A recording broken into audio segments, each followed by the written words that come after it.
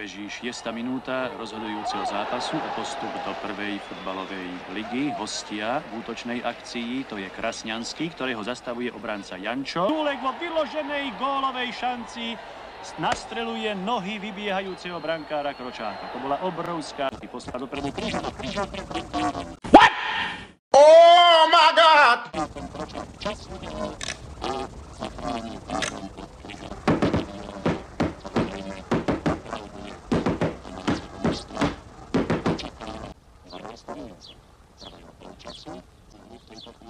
Rozhodujúceho zápasu o postup do prvej futbalovej ligy. Hostia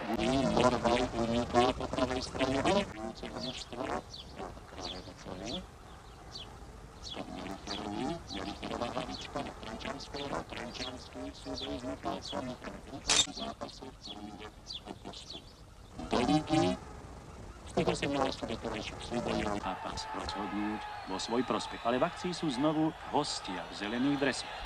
To bola Bohušová prihrávka na Trenčanského. Takže už zaznel hvist rozhodcu kartičku. Koptu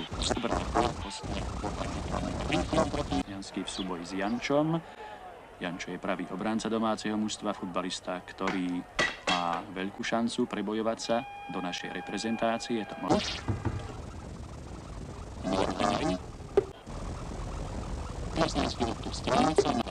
znova v útoku. Už sú v 16.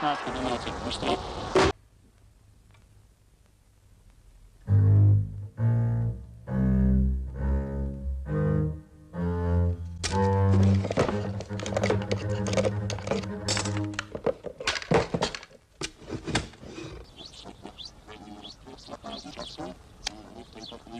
Príležitosti bola možnosť dať gól, ale nedali aj teraz útočná akcia.